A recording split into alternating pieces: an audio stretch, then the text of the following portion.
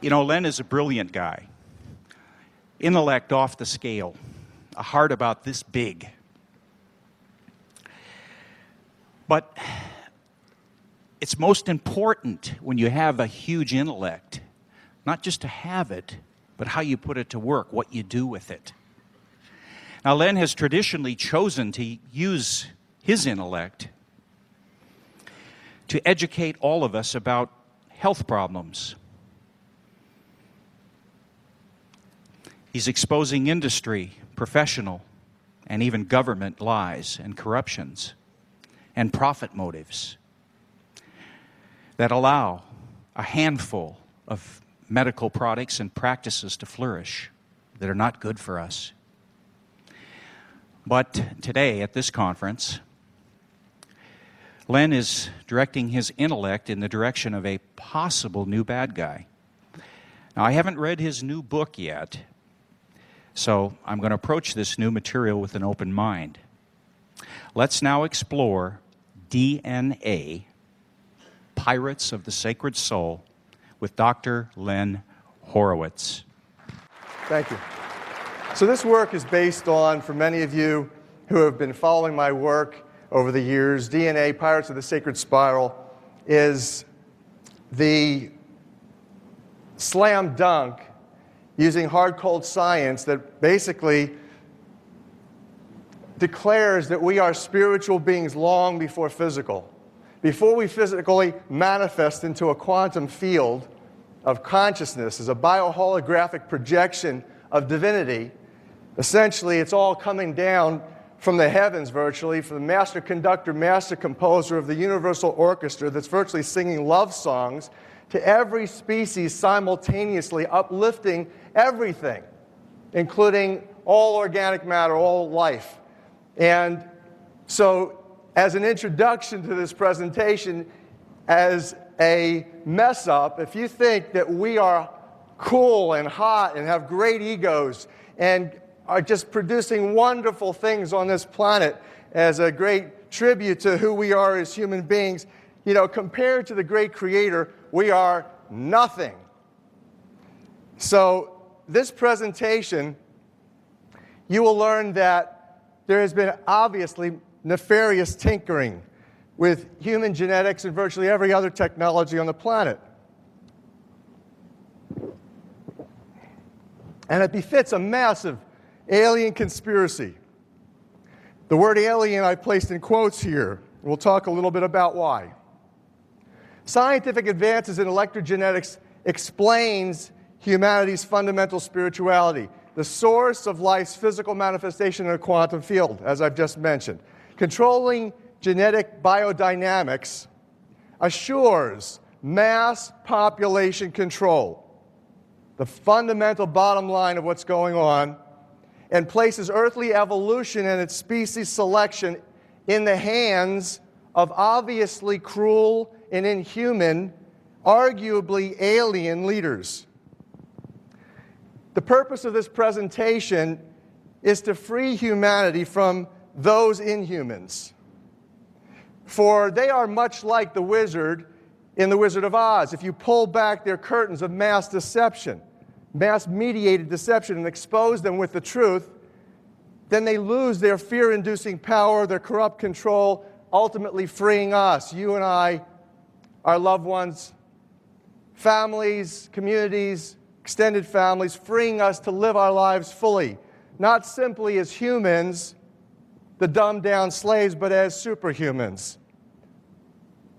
This presentation is dedicated to this and to singing a new song, as in Revelation 14:1.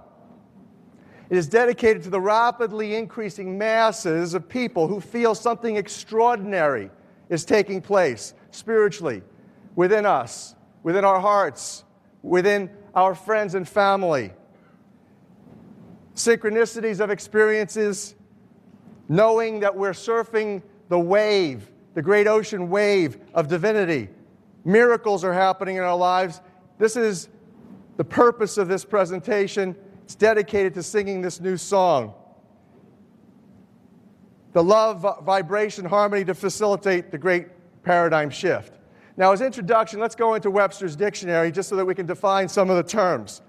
For those of you who have read the book, Healing Codes for the Biological Apocalypse, you know we followed some codes in Webster, and it blew our minds. There's a section called the Mind Blower. You see, Noah Webster was a highest level Freemason. He created the Webster's dictionary based on the codes in the Bible, and coded Webster's dictionary with codes based on the fact that he knew that the Bible was encoded. And so when we read now Webster's dictionary, it's not simply looking for the definition. The greatest information really comes from following the codes and the derivation of the words. So if we look up human, it says homo, human being, more at homage, 14th century when the Anglo-Saxons created the English language. So it was one of the first words. Of or relating to or characteristic of human beings. Susceptible to or representative of sympathies and frailties of human nature. Well, that can be a broad-based dysfunction or an empathetic human or humane function. It says, when you look up homage, however, more at humble, interestingly enough. 14th century again, same time. It says a feudal ceremony by which a man acknowledges himself the vassal, servant, or slave of a lord. Humble is further defined, 14th century, to make humble in spirit or manner. Why would you want to make spirit humble? Spirit is everything. It is the basis for everything. Why would you want to manipulate that spirit in any way, particularly this way, to destroy the power, the independence, or the prestige of a human being? It's directly out of Webster's. Inhuman is defined as lacking pity, kindness, or mercy, savage, cold, impersonal, not conforming to the needs of human beings, or suggesting a non-human class of beings. To gauge this level of inhumanity or alienism, the fact that you're listening to a behavioral scientist, Harvard degreed, I think I bring some expertise to the field of examining human behavior and judging or not whether it is evil or good, moral or not.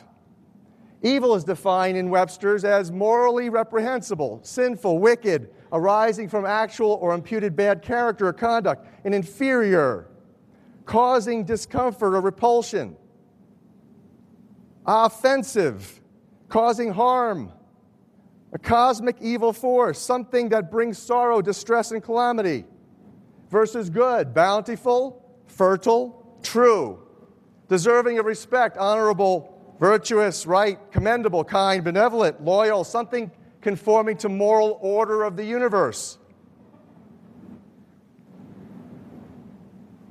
And then humane, marked by compassion, sympathy, or consideration for humans and animals, characterized by or tending to broad humanistic culture. So when we consider good versus evil behavior as professionals or simply as intelligent laypersons,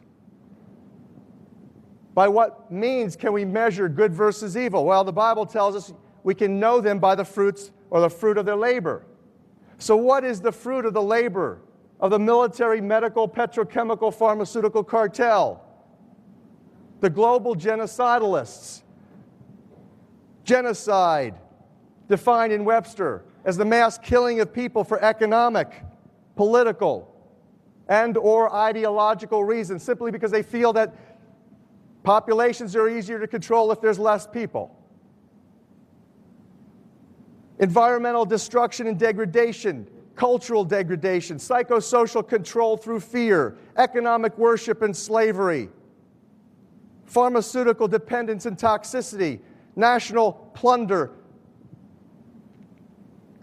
political and civil corruption, water poisoning, air pollution and poisoning, blood contaminations. These are the fruit of those who control this planet.